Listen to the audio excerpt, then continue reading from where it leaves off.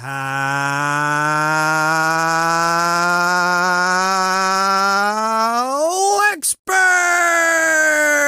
Top 10 skateboarding tips and lessons for non-skaters. HowExpert publishes how-to guides on all topics from A to Z by everyday experts. Visit HowExpert.com to learn more. Moving on, let's talk about the HowExpert Top 10 Skateboarding Tips and Lessons for Non-Skaters. Number 10. You have to pick out a board for yourself. Do you want a fancy design or just a plain solid color? Are you going to be cruising or going for sick tricks? Longboards are great for cruising and making it over cracks easier than a regular board. Penny boards are also great for cruising and are a bit easier to carry around. However, a regular board is fun to cruise with, and you can also go for those really sick tricks if you want to learn. The main difference is the wheels. Longboards and penny boards have larger and softer wheels, making cruising the rough streets slightly easier, while regular boards tend to use smaller and harder wheels to make popping a trick slightly easier. Number 9. Buy a pair of shoes specifically for skateboarding. You don't exactly have to go out and buy skating shoes just so you don't look out of place when skateboarding. But you should understand that these shoes will take a lot of abuse, and it would be best to have a separate pair of shoes you don't mind getting beat up. In addition, your shoes will lose grip because your foot pushes off the asphalt onto a board with a rough grip tape. Number 8. You must consider whether you want to wear protective gear.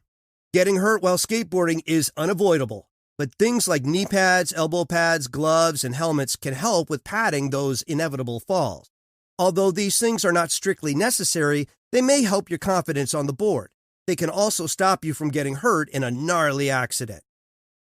Number 7. It would be best to learn how to fall. Falling is inevitable.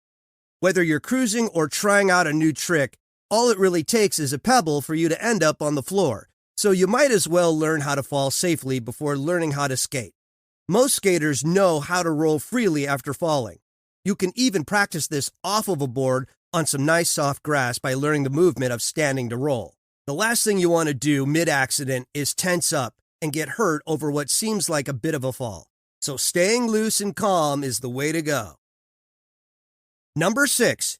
You have to pick your stance. Now, you can look this up if you want, or just hop on the board and see which stance feels most comfortable to you. If you push with your right foot and have your left foot forward, your stance is considered regular. If you push with your left foot and have your right foot forward, your stance is considered goofy. There is no right or wrong way to push the board, so remember, have fun. Number 5. You have to find the location. Where are you going to skate? At a park or cruise in the streets? Parks are great for finding friends or learning to skate on ramps and other obstacles. Cruising the streets is great for when you want to go out with a group of friends or just want to go solo. The more you explore the streets you cruise in, the more comfortable you feel on the board. Every little crack may seem like a death wish when you start out, but over time, you'll get used to the streets and embrace every crack you skate over. The location could also be as simple as skateboarding on your driveway. Number 4. You must pick the time you want to skate. There's no better time to skate than at night. The streets and sidewalks are relatively empty, so you can cruise wherever you want and don't have to be afraid of being seen falling. There's also some type of aura in skating at night. You get an authentic taste of what feels like freedom. You feel like it's only you, the board, and the asphalt. It's also good to see what time certain parks open and close, as well as seeing what time those specific parks get packed. You most likely want to go at the earliest time possible, unless you don't mind taking a couple of tumbles in front of others.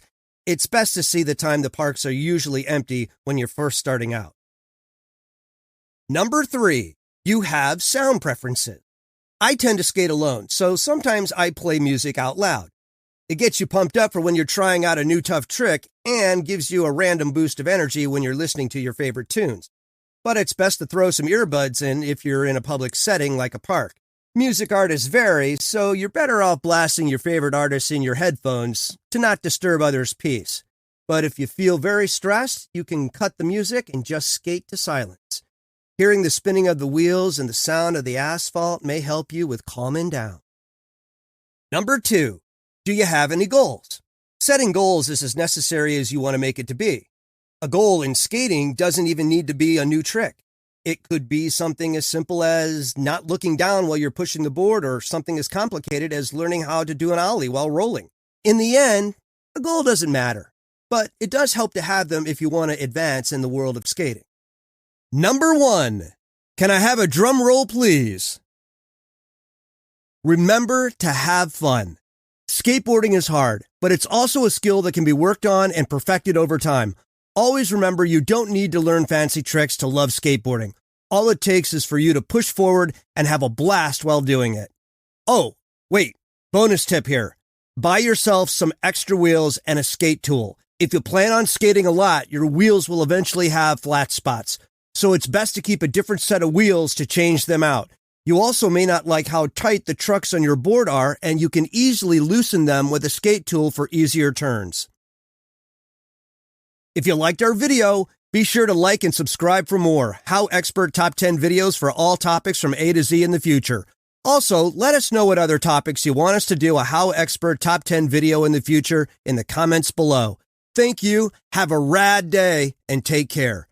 HowExpert publishes quick how-to guides on all topics from A to Z by everyday experts. Visit HowExpert.com to learn more.